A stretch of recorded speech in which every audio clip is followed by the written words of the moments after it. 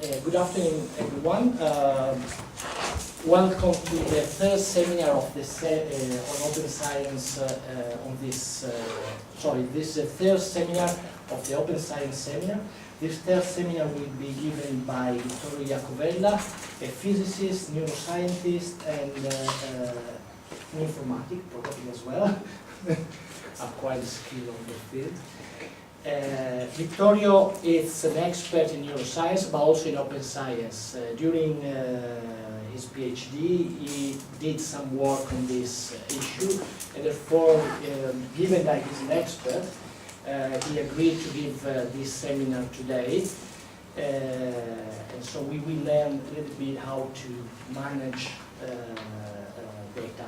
The idea of this seminar is not to give specific skills. I mean, the main idea is to introduce open science and to give us an idea of what we can do or what we should do in this area of research. Because as I said before, I think it's a really important area for many different reasons. For us as a research center, reliability is an important aspect, and probably open science will give us the opportunity to be more reliable in what we do, because if we open our data to others, the others can check what we are doing, and in terms of science for the future, this is very relevant, because as you know, there are many fake news, but there are many fake papers, as you probably realized during your career. Very brief introduction, sorry, and I'll let you the field. Thank you so much. Thanks, Professor Minucci, for this nice introduction. I think that this put a bit of pressure on me, because whatever, let's start. Fair principles, rethinking data management in an open science environment. Before starting with the actual topic of the talk, let's stick with this. I will try to go for a very quick recap of the seminars Professor Minucci already mentioned. The first one, like seminars in this initiative, Open Science Seminars.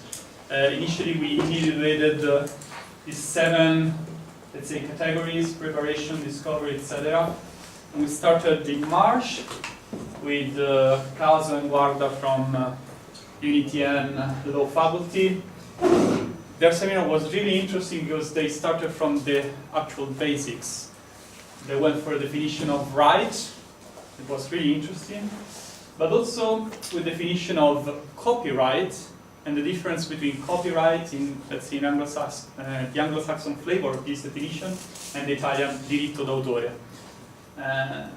This seminar was all in all about writing, publication, and outreach.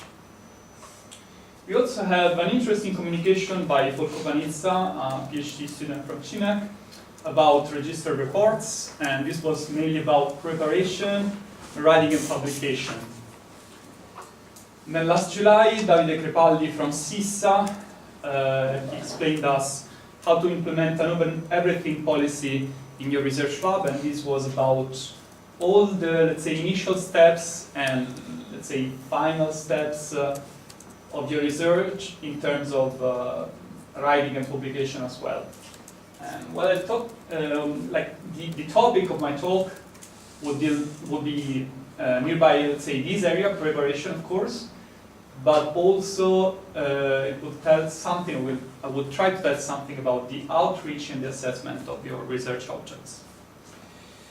And I will start with a comic. I think you all know this author, Randall Morneau, XKCD, and this provocative comic was published in 2015 when we were in the middle of the so-called replication crisis. Of course, problems with p-values and an ironic observation, but the actual ironic thing is that this comic said that replication study fails to reproduce many published results, and this is actually a real paper. Estimating the reproducibility of psychological science was a paper in 2015, where the authors, they take 100 studies published in 3 major psychological journals, and what happened is that they actually reproduce in their entirety these 100 studies, and just one third of these studies, they show significant results in its replication. And this, of course, produced many catastrophic titles in popular science reports, in, let's say, daily newspapers. And this is something that, to some extent, says that in this kind of studies, there is a problem in reproduce a research object in its entirety. But there is also another part of the story. So there is a very famous paper for, here there are fMRI guides, this is a very famous paper where authors, they took 500 participants, almost 500 participants, and they test for false positives in the results, and they was expecting like 5% of false positives, and they obtained 70%. So, of course, science is broken. That's the provocative title, and there is something going on. I would also, before passing to the next section, introduce a sort of past construence. I would say that science is, of course, not broken, but it's trying to self-correct.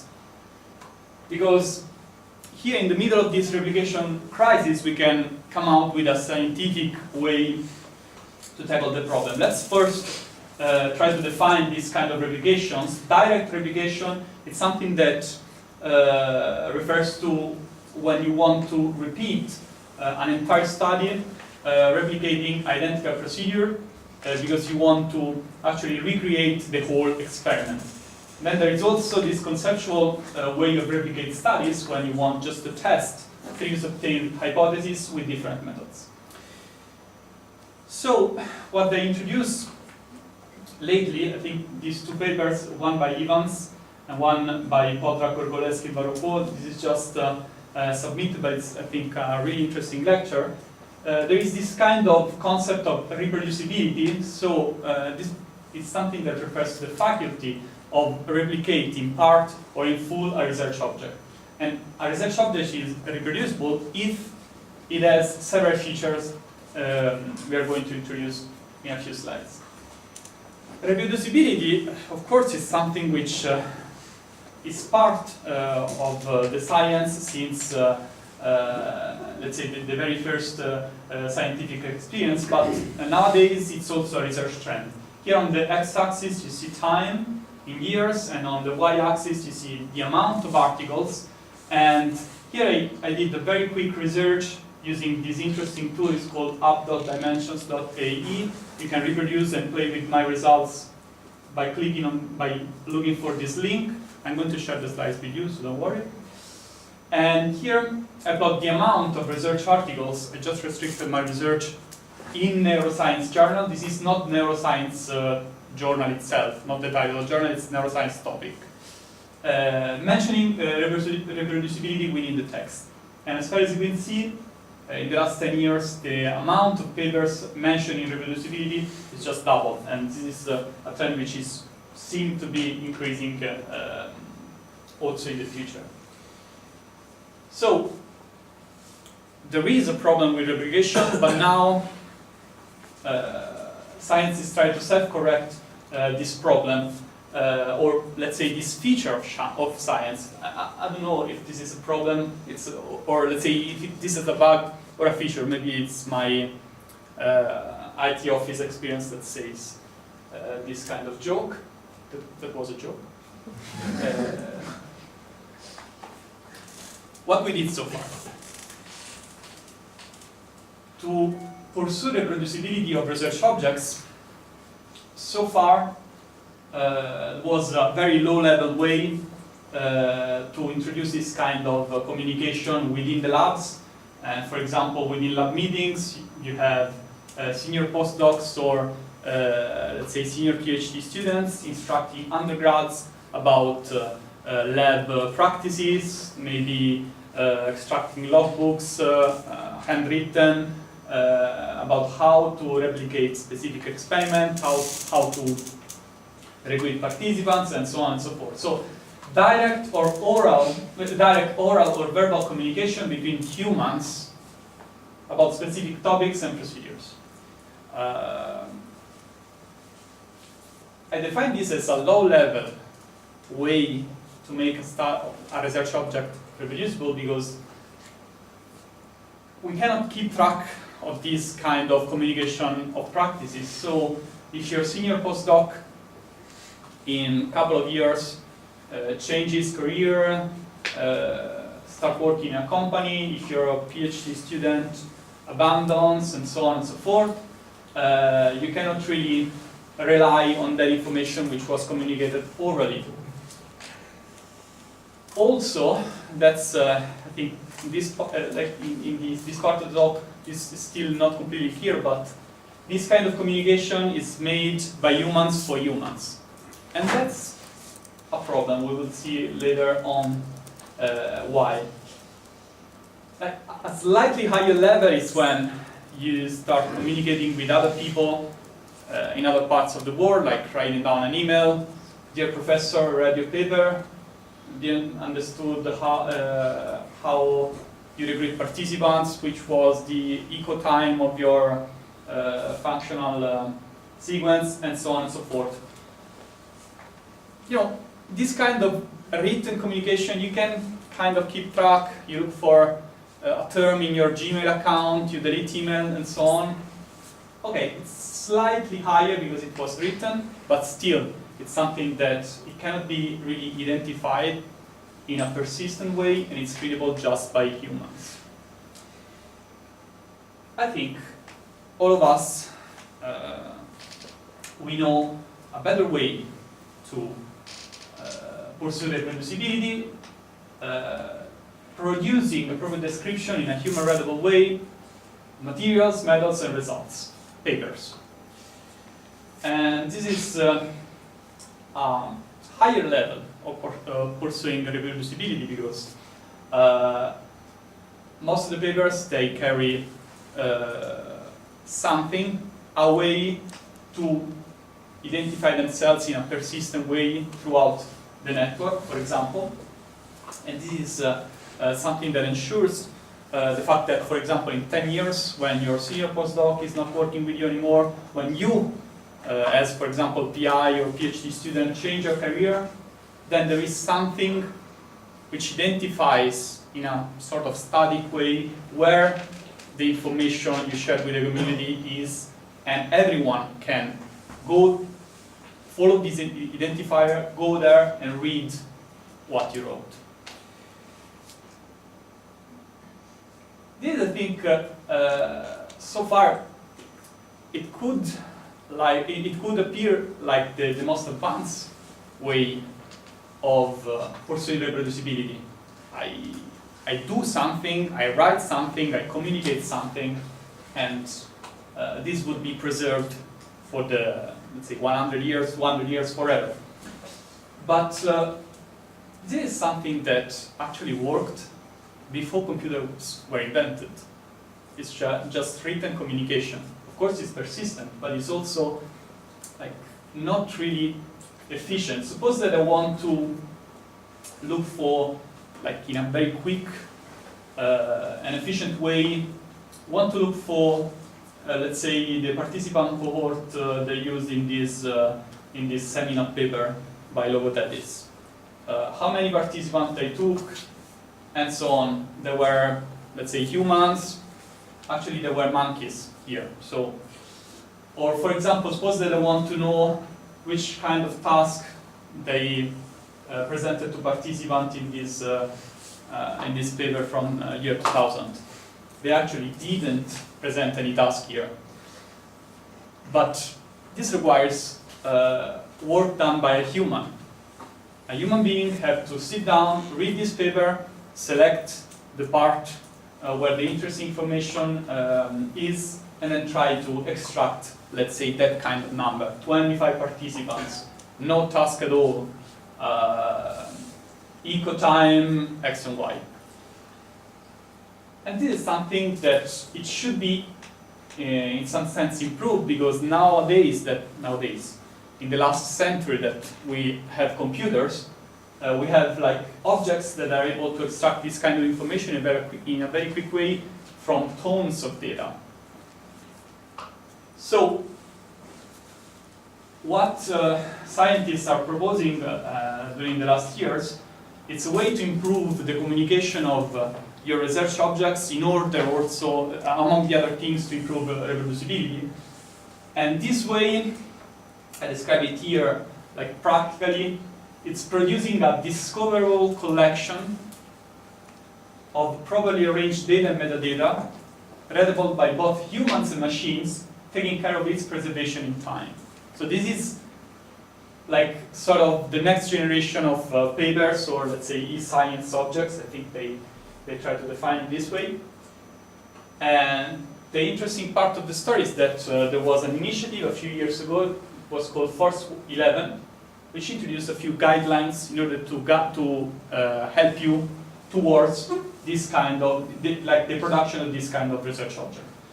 These guidelines are called FAIR, F-A-I-R. They stand for Findable, Accessible, Interoperable, Reusable Research Objects or Data. If you want to know more about this, you can follow my next slides or go to this website, but there are tons of websites, tons of tools. You can just Google around and you can lose like months in browsing around this topic. So just to go for a very quick interim summary, we took a look to this problem of replication. We introduced this concept of reproducibility. We reviewed the way in which scientists communicate their research in light of this problem of reproducibility, and now we are introducing guidelines in order to reach a new level of reproducibility. So let's start from F, findable, and we'll start with a question. Someone knows what is this string of numbers, dots, slash, and whatever? DOI. Okay. Digital Object Identifier. This is something that is given by the International DOI Foundation. Correct me if I'm wrong. This is just one of the initiatives that can give you such an identifier, but the jewels behind this string is that you have something that identifies your research object for a long time. And this is something that refers to like the preservation of what you're doing or what you want to communicate. Like in the scenario we illustrated before, like your senior postdoc changing his job and going, let's say, for data science in a company, then you lose his email account, but this is going to stay there forever. And throughout the, let's say, subtopics of the findable part of the 5 principles, we can individuate, of course, this global unique and persistent identifier, the DOI. The first mention of the metadata, but we are going to deepen this in the next slides. This kind of, let's say, tight link between part of your research, between different part of your research objects. So if I have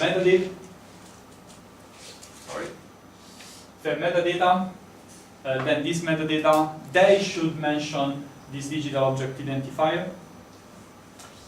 And also, I think this is last but not least, the fact that this data and metadata should be registered or indexed in a searchable resource. This is something that, according to these guidelines, a dataset, if it's not findable somewhere, it's just like you didn't produce that kind of contribution. And so I think from this very first part of the acronym, the relevant part, it's like this digital object identifier and also this searchable resource. And for each part of the acronym, I would try to mention an example. This is something that refers to F4. your research object should be indexed in a searchable resource. So this means that when you produce a research object, you should, to some extent, submit it or tell a resource that you did that, including the digital object identifier and so on and so forth. There are many initiatives related to this. I would go for something which may sound a bit speculative at this point, but I remember, like, let's say 10 or 13 years ago, there were plenty of scholar papers, research, how do you call it, research engine. Maybe you remember ISI, Web of Knowledge, PubMed, of course. But then what happened is that Google entered in the arena, let's say, and nowadays many people, I won't say all the people, but many people that are using Google Scholar. Also because it's handy, it gives you your profile without any single without a single effort and so on and so forth. So I'm not saying that this would be the standard for the next years, but it might be. And if you want to play around, just go to this address, and I think a good point to start to begin playing with this Google dataset search is the fact that it's not about let's say if you read along like the way in which Google asks you to submit something to this database, it's totally unrelated to the data. It's all about metadata. So to submit something to Google dataset search, okay, you need to have data, but the juice there is the metadata. And if you want to play around, there is like another website which is called schema.org and so on and so forth, but I think the concept here that I wanted to communicate to you is that like this big research engine, like I think the most important research engine, entered this field of dataset search, and it entered it putting the spot on metadata instead of the data. Then there is the accessible, A for accessible part. Question, can you send me your data? The answer could be no, for example.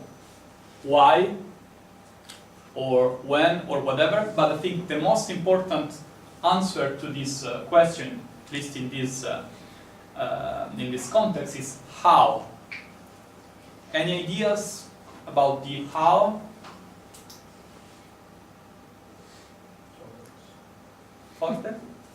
Dropbox.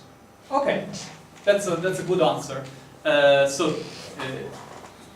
He actually said Dropbox, which is a way to exchange data, and I think it's something which is totally relevant because let's say it's something that relates to the fact that you're exchanging the data somewhere in the network, so using internet protocols. And that's because the accessible part of fair data relates to the way in which you exchange them, and for your data to be fair, I will make this joke on the talk, data should be retrievable by the identifier, we already introduced that, using a standardized communication protocol. So something that, and also something which should be open, free, universally implementable, and so here I put this kind of ironic slide.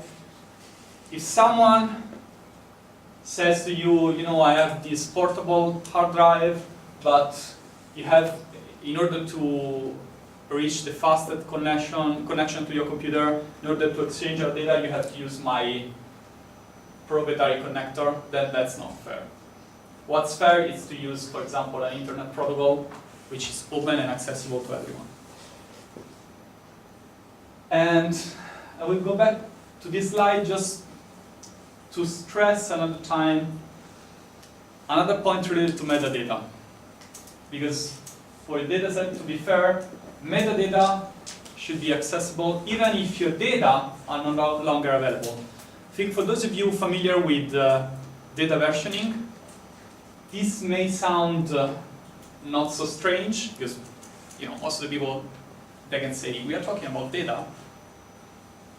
Why, if my data are not accessible anymore, I should keep my metadata accessible? I think it's, well, one part of the story is that here, this guy is full of Jews. How many participants, which kind of data analysis software used, and so on and so forth. So, for data to be fair, you have to stress the fact that the richness of your metadata should be at least as higher as the richness of your data, and metadata should be there even if your data are no longer available for whatever reason. For example, personal reasons, or personal reasons mean that your participants they don't want their data to be shared anymore, and so on. Okay, so let's switch to the second half of the FAIR acronym. An idea of what this bunch of lines written down in this crappy font could be? Forte? CSV? No. JSON. Something similar to CSV. This is JSON. JavaScript object notation, something like this. So CSV, it's something that is positioned nearby this guy. I think the main difference, it's very, I think subtle. I think that here, JSON already knows that if you have like square parentheses, this is a list or something like this. So something which is really interesting, I would say. Either way, why are we introducing this? Any ideas? To share automatically the information on the metadata. I like the automatically part. And also human readable. I like this part as well. So it's human readable because if you read this row, acknowledgments, only open source, blah blah blah, we can kind of figure out what does this mean. Okay? But what he says automatically, this means that a computer is totally able to read this text and extract information. For example, think about this row, license column PDDL. Suppose that I have 1 million of research objects, each of them combined with this kind of information. And let's say that I want to put a human selecting just those studies with PDDL license. Of course, that's what undergrad students are made for, but that's not the point. They could spend an entire life looking for this information. A computer can get this information in like 10 seconds, less than 10 seconds, I don't know, IT. So that's like something that refers to the machine-readable part of these guidelines. But here, like conceptually, this kind of guideline is let's say, stated, saying that metadata should use a formal, accessible, shared, and broadly applicable language for knowledge representation. JSON, for example. Vocabularies. So the way in which we define issue, as far as you can see, here we have couples, key and values, and these should be the vocabulary. This vocabulary should be defined according to FAIR principles. And metadata should include qualified reference to other metadata. So let's say that this kind of information describes one part or one aspect of your dataset, and then another part of the dataset which is described by another bunch of lines like this, they should like be coherent one each other.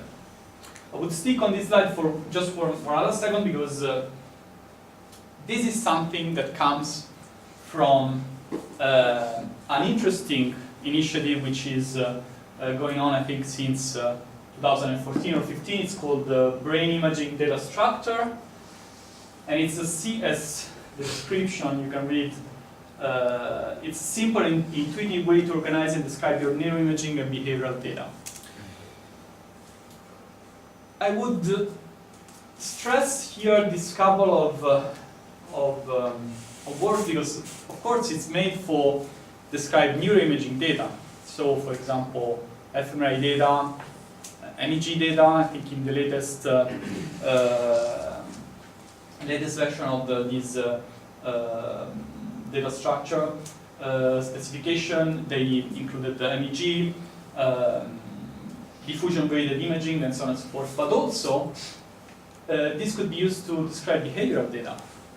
So this means that you're not limited. So this is not a tool for those kind of people into neuroimaging that like to use Python and do long discussions about whatever kernel you should use to smooth the data. This is something that is useful for everyone doing this kind of science. Because if the final goal is to build a sort of cohort of participants which can be communicated to the rest of the scientific community, then you're not limited by, for example, I'm not taking structural images, I'm just doing MEG. No problem, because, okay, this is never. I'm just doing behavioral experiments. I'm just going for eye tracking experiment and so on and so forth. You can describe those kind of experiments using this data structure. And I think this is something which would turn out to be really useful because let's say that you start collecting behavioral data during this year, during your first year of PhD. Then, for example, in 2 years, someone could go to your properly described data set following the FAIR guidelines and add the data and update the data set, adding more and more information. And in, I don't know, 30 years, chances are that those participants that, this is just, speculation, but those participants, they could go for other studies and you can add that information to the dataset itself. And this is because this dataset should have digital identifier, it's probably described and so on and so forth, but that's, let's say, the concept which is behind this kind of description, like proper and formal description of the dataset and this kind of modularity of these structures.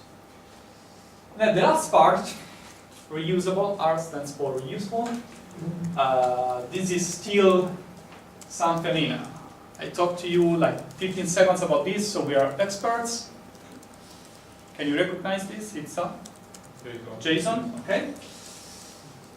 And okay, this is something that I introduced it on purpose on this part of the talk because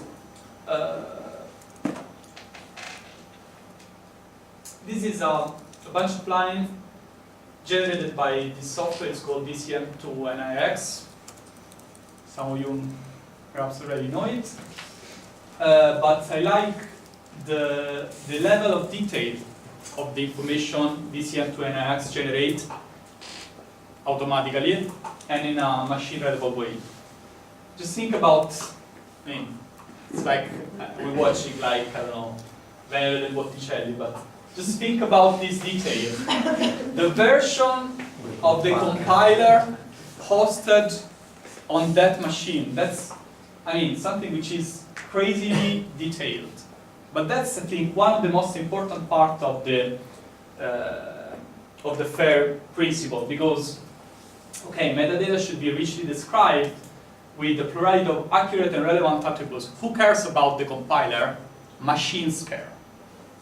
Suppose that you want to select out of your million studies, just those studies compiled with GCC whatever, because someone, and in 50 years he discovered that GCC version was carried bugs or failures and so on. Okay, here there is one part of the story which is related to the data usage license, but what we were discussing about was this concept of reproducibility of the environment with which you produce your data, you analyze your data and so on. It's called provenance. And specifying in the most clear and detailed way the provenance of what you produce is crucial for your science to be reproducible. Here I'm talking to fMRI people, which is the amount of the signal change when you go for an experiment. 2%, 5%, something like this. Suppose that you run your analysis over and over again with fresh version of the software which improves that kind of linear kernel by, I don't know, 10%. So the change in the effects that you obtain is related to the software or to your data. It seems that there are a few people around the world which are still using SPM 99. I mean, it sounds like vintage. But those people, maybe they want to stick to one specific version of the software because there they have all that kind, of tweaking and so on and so forth. And this kind of detailed provenance goes exactly in that direction. I produce a result, I put all the stuff I need to produce that result in a box, and I'm going to repeat the analysis always with that kind of box. This is something which would be really interesting to discuss, is the concept of containers. It's something that I think speaks also to the future of the informatics for research and so on. But what I want you to Google around is just this initiative is called VIDS Apps, BIDS, it's the same as before. And these are a set of these kind of boxes with specific software versions and so on, which ensure this kind of reproducibility. So to finish the entire acronym, we commented it, and it's time for take-home messages. These are conceptual, let's say, or theoretical take-home messages. Fair data management drives the way in which you conduct your research. I mean, of course, experimental session logbooks, you write down all your stuff on a piece of paper. They are fantastic, they are fast, easy to use. But on the other hand, having some kind of information already written down in a machine-readable way, it's something that could avoid errors and also improve the general efficiency of your experimental setup. Metadata are as important as the data themselves. How many participants, let's say the gender balance, handedness, and so on. These are already information I'm sure you already collect, but also I don't know, the direction of the reading gradient within the fMRI, whatever parameter MEG guys can tell us. So something that you're not going to write down in your experimental session logbook. It's something that you want to have already there in an automatic way. These rich metadata turn out to be as important as the data themselves. And finally, carefully assessing data provenance, compiler version and so on, is a way to position your work in a specific time and software environment windows. We have to think this in a sort of like long-term perspective, because for example in 50 years they could have like a computation power that we could not even imagine, but our research objects or the research objects we produce today, they still have value. So doesn't make sense for, let's say, for the scientists of 2070 to say why people in 2020 they didn't go for this kind of elaboration. Okay, they didn't have computational power. That kind of compiler didn't support this memory sharing, whatever, informatic jargon and so on.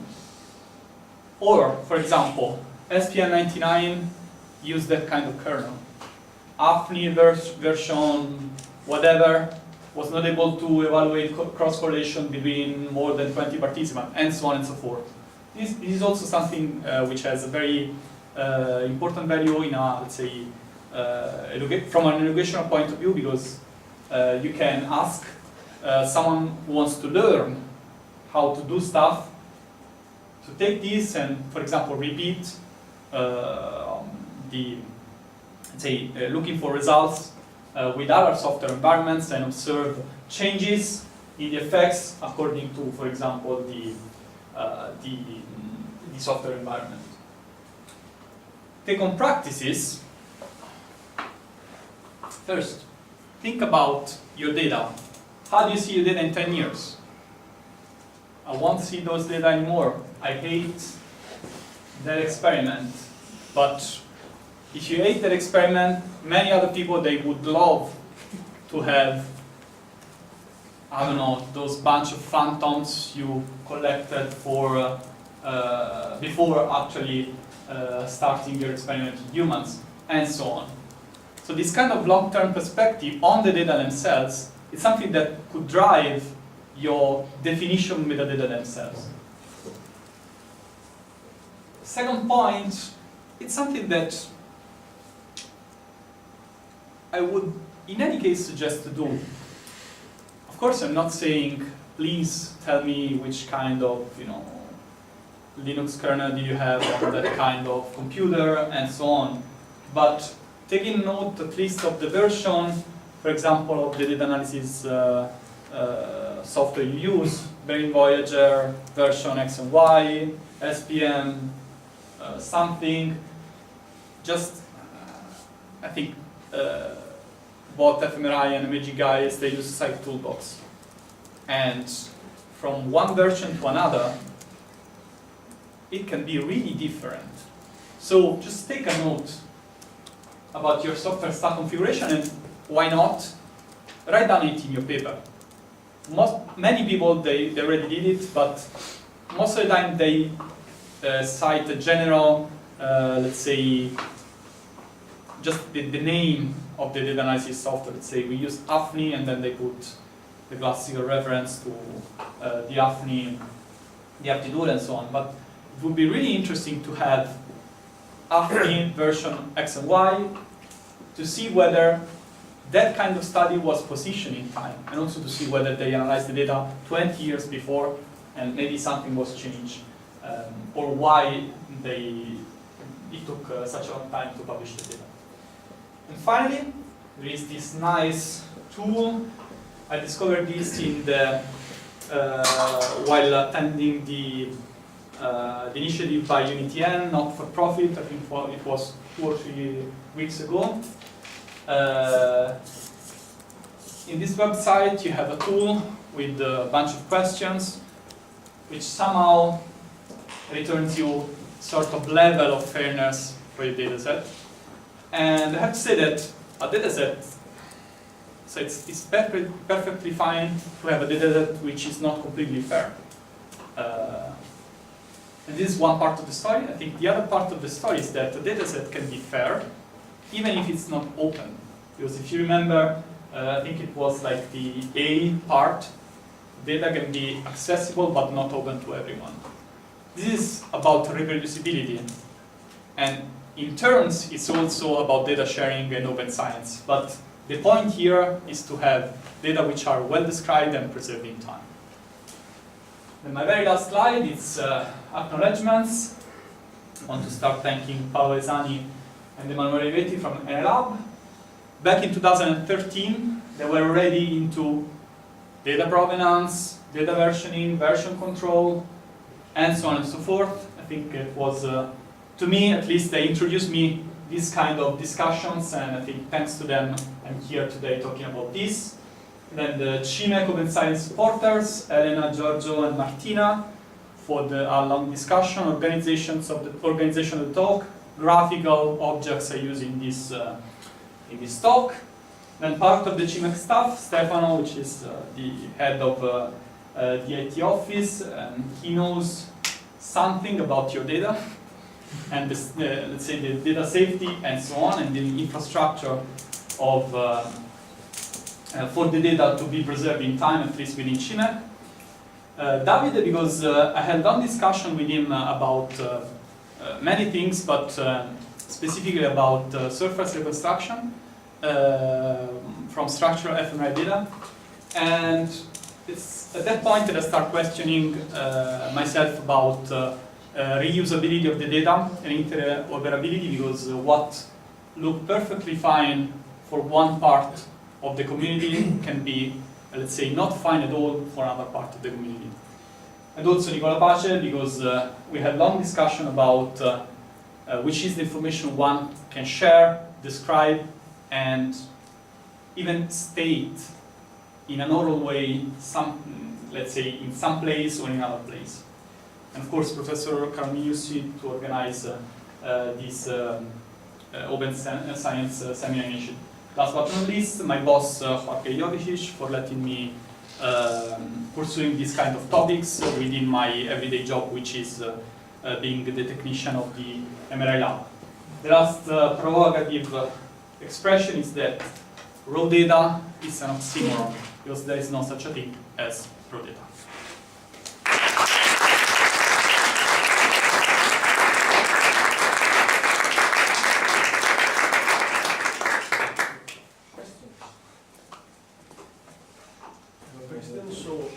There is the BITS initiative that defines structures for the data. There is JSON for writing them down in a human readable and machine readable way. All these fields, you showed some examples, and but this idea of putting a structure on the data, the experiments, the design of the experiments, the stimulation protocol, seems to me a sort of impossible mission, because every time someone is inventing something different. I understand when you collect data from fMRI, more or less now the process is that one don't change that much, and after putting together the effort of tens of people, hundreds of people, you can define a sort of standard structure, its data structure, for example. But for example, even for stimulation protocols, this is sort of very much bigger challenge, because everyone defines their own experiment, and who knows what they will do in future.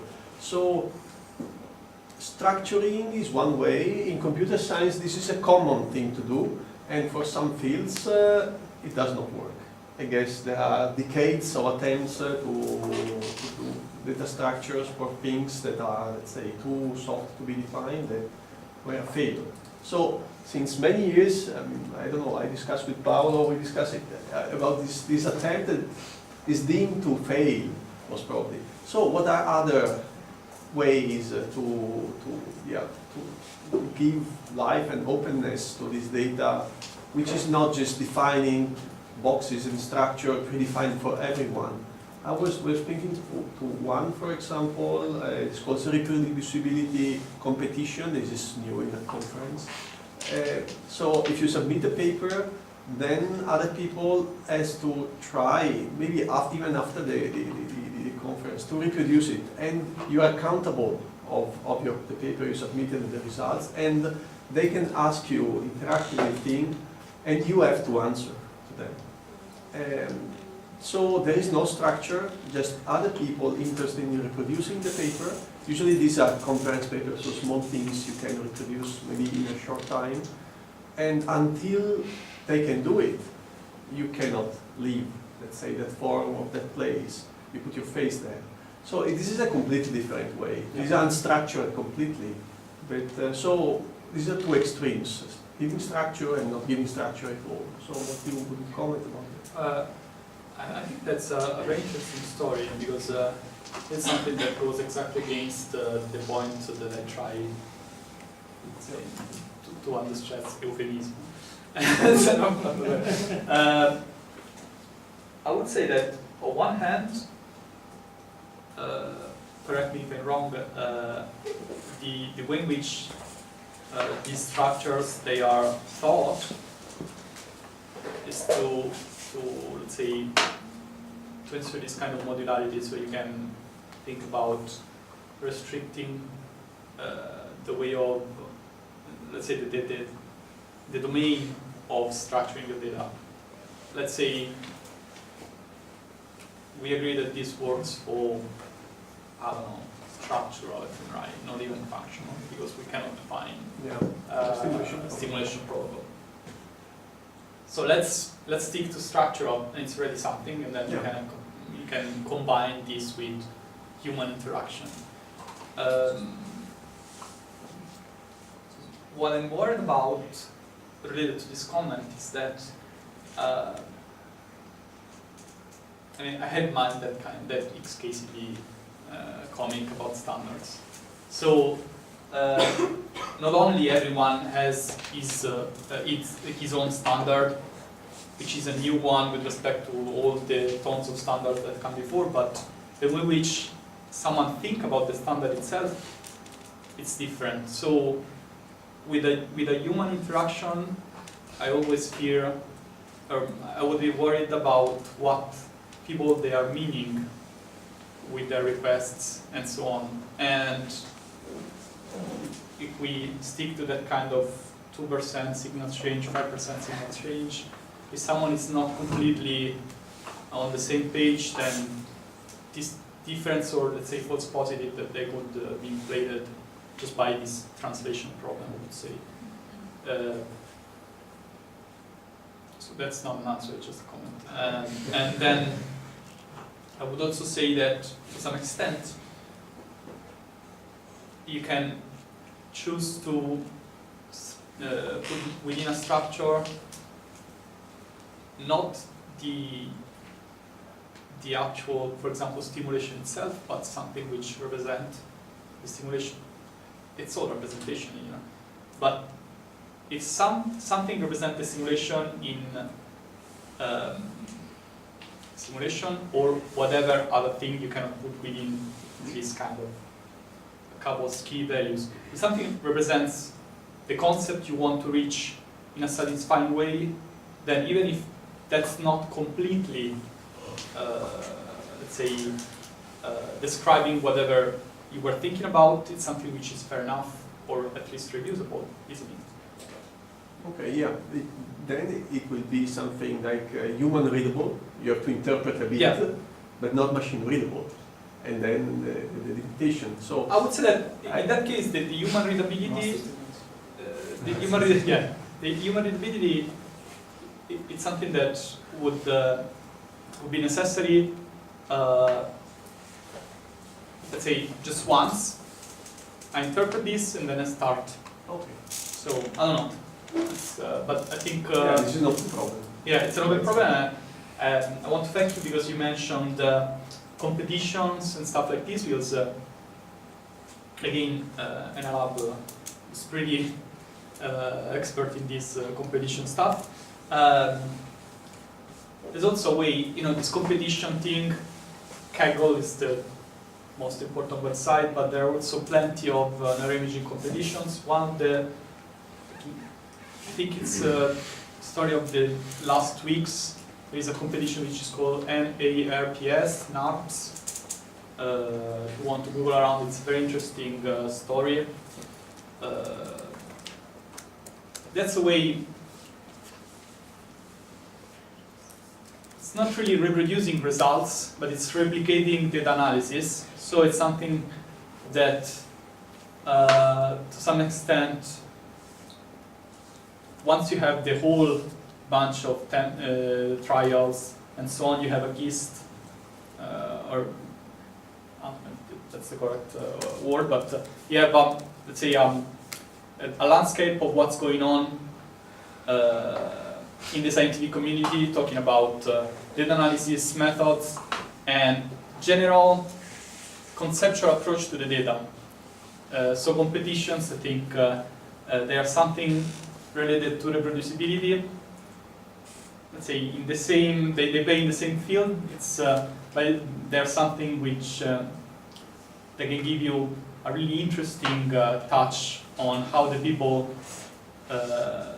think about the data and how the people try to solve a problem. So to some extent, it's something that relates to what I was saying about surface reconstruction. So what can look perfectly fine for you could be completely wrong for another guy, and the solution you brought, which is to use these competitions, the goal is to split a number most of the times, and maybe you spend like 6 months improving that number by 2 or 3 decimals, and then another guy comes with a completely different approach and improve that number by, I don't know, it doubles that number. I think it's something that happens many times. Not many times, but sometimes it happens with competitions. Can it be just a matter of time? I mean, maybe we were not ready, or we didn't want standards sometimes. Maybe now we do want standards, and so maybe we might change our way to see things. I believe that this renewal interest on the standard is because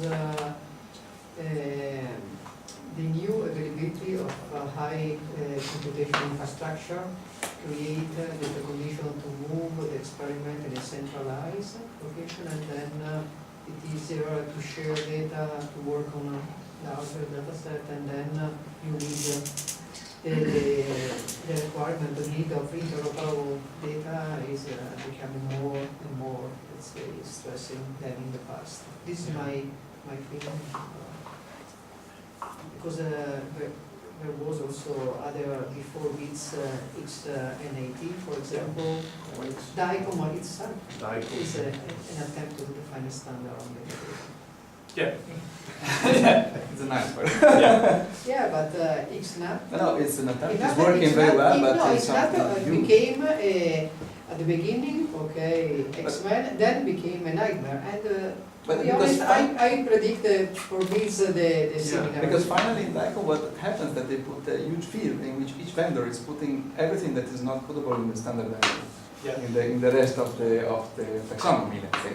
So I agree that it becomes a It's a trade-off to push the adoption, otherwise the adoption. Yes, thank you for the talk, very interesting talk. I hope we are going to discussing on surface reconstruction. Yes. And what I was thinking about when you showed the slide with, let's say, the box for the, let's call it pipeline of analysis. So when you want to structure it to some extent the way you analyze your data, not just the information that's the data, the classification of the data, taxonomy of the data itself. And that came to my mind that there are fields, also in neuroimaging, for example, I think about MEG, I'm an expert in that field, in which sometimes the creativity is faster than the standard. So that basically happens that it happens actually that the leader groups that are cutting edge, also from the methodological point of view, they are developing things that are conceptually sometimes very different from what has been before. And then, in this sense, the classifications of the standard, the metadata that someone has to include in the PIDS initiative and so on, it will be coming at some point later, maybe even months later, because everyone knows how long is the process of changing the version of the standard. So, can you comment on this? Because at some point, if I'm going to analyze a data set with something that is not that standard, this happens in centers that maybe also have people that can help researcher in being on this cutting edge level, then this data and this publication and this data set, this information has to be to some extent classified later on, and this is something that researchers don't want to do anymore, because I mean the paper is already published, why I have to go back to my analysis pipeline and produce this kind of information. So can you comment on this? Yeah, I think that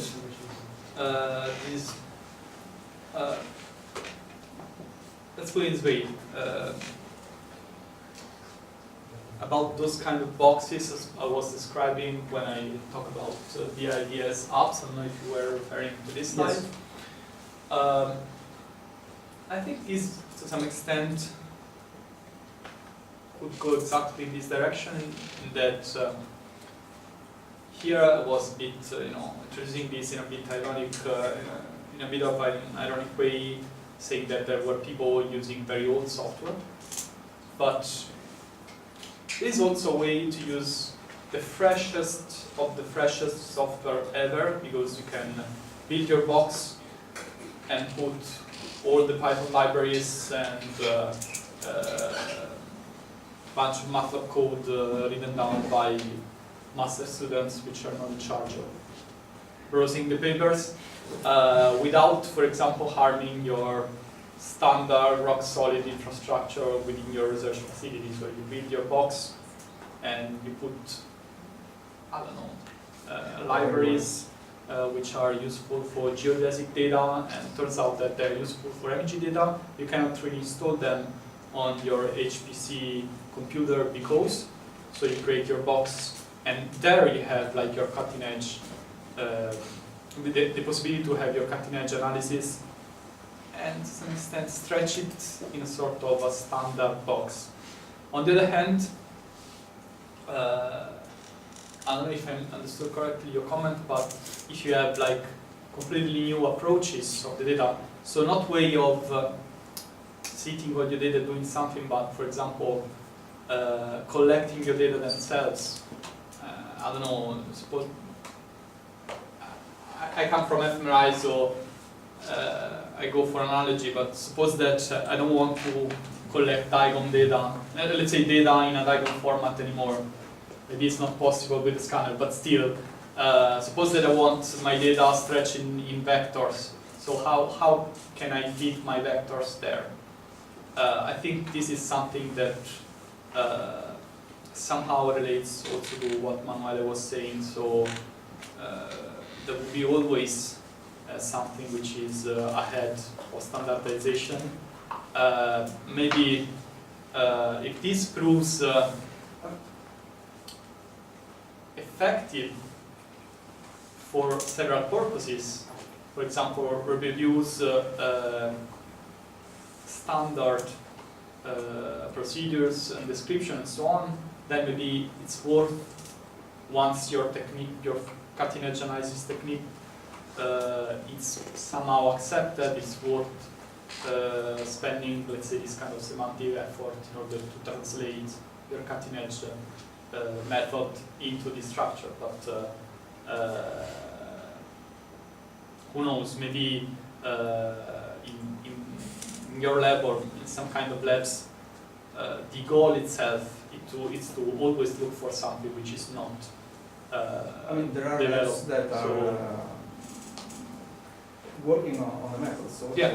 We have labs here working on the methods. So at some point, yes, you're right. My comments were not that different from Manuele's one. You think that finally the pipeline is adapted itself, but it's even more complicated than a behavioral data casting. Yeah. So the question was somehow related, yes. But I would say that there is a recent paper about how they deal with DTI phantom. Sorry, I'm always referring to the scanner, but I think in that way they made an effort to say stick all the information you have coming from a phantom, so something which is useful to develop fresh methods, into this kind of structure. And I think that was made also because, let's put it this way, if you are doing something which is really new, if possible, I'm not saying this applies to all the situation, but maybe as very first, let's say, attempt, you want your data set and your stuff to be at least compliant, or at least working with what was discovered before or attempted before. So let's start to what already works. Okay, it works, so I'm going on. And then maybe it's a way to think about this process. But I think that's a problem in that standardization, by definition, I think I'm not like a philosopher or whatever, but I think by definition it's something which refers to something that it's already accepted and somehow systematically adopted. So yeah, that would be a problem. I don't know if with as like the community effort produce something like this. It's not the first attempt, as Paolo was saying. Maybe a community effort could produce something which goes in that direction. So maybe the question would be how to deal with the cutting edge method in a standard way, even if this sounds really like an oxymoron to me. Also, if I can just Yeah, comment, you would. that I think my point, and also, if I understood correctly, to some extent, Manuel's point is that at the end, as a researcher and people that work on, so which aims is another one, are they have to basically define to some extent when there are something that is not standard sort of classification, so to adapt. So there is an effort. And the point is also that at some point, I mean, it could be a little bit tricky to push people to do this effort when it's not that straightforward. Yeah, it is. That's why. In this situation of cutting edge, you already put a lot of effort in doing something that is new from the analysis or from the protocol point of view, and then you have another effort to do it, and then just might be critical to push these people. Yeah, I mean, I think there are dynamics centering in this kind of loop. So suppose that your method works and you presented it to the community and it is accepted, you publish it and so on. Then you want maybe to disseminate it in the most wide way, and maybe this effort. I'm thinking about people that have very interesting machine learning methods, and they push themselves to write down it in MATLAB because it was more, say, there are more people using MATLAB with respect to people using Python. So you can think about that effort as completely useless, but that effort allows those methods to be disseminated to a wider community. I'm not saying that it's ideal, but it's a way to let's say assess yourself as an important part of the community, in that you translate your cutting edge effort in something which is accessible by everyone. That could be. More questions? Okay. Yeah, maybe just a comment. Okay, thanks a lot. Maybe the only remark I would do is that failure is just, let's say, a guideline. Okay, I appreciate you indicate some example, but I would stress that the application of this guideline demands for taking decision on what kind of tools or any kind of other application to implement. So implementation is still an open challenge. So this is not just a solution. It's just awareness is real. I completely agree with you. I think that I'm not an expert of grant writing. I think in the audience there are people which are way more expert than me. I think in the next years, those one providing funds, they are also asking for data management plan. Is it true? I don't know. Data management plan. Age 2020, yes. Exactly. So if you want your data to be preserved all over a few years, I don't know, if they ask, I don't know, that your data should be there forever or in 10 years, 30 years, I don't know. But if you want your data to be there for a few years more, or in a long-term perspective, you need, I think, guidelines. So I'm not saying that these are, let's say, that there will be no effort in switching from guidelines to practical implementation, but it's something many people are going to face in a few years, or maybe right now. I'm not. So at least, for example, the fair data assessment tool, I think it's a very nice tool. I thank Elena Giglia from Torino, who introduced this tool. I think it's interesting at least to have an idea of where to attack the problem starting from your situation. So it's, Okay, so in the future, CIMeC will implement some courses, and all of you, before collecting any data, you will be asked to take that course. So, thank you, Vittorio.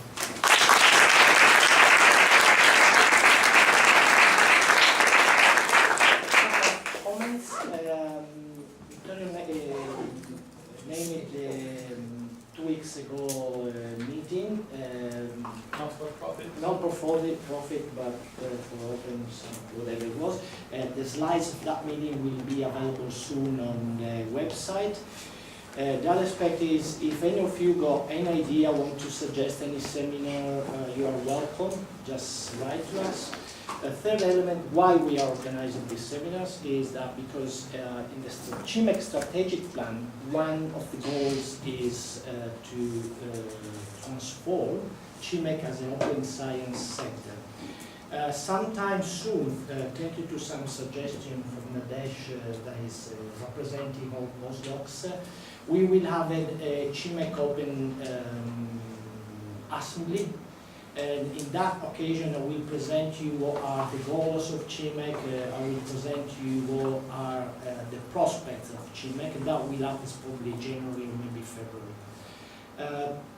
Last element, now we got drink and food at the next door down the steps here.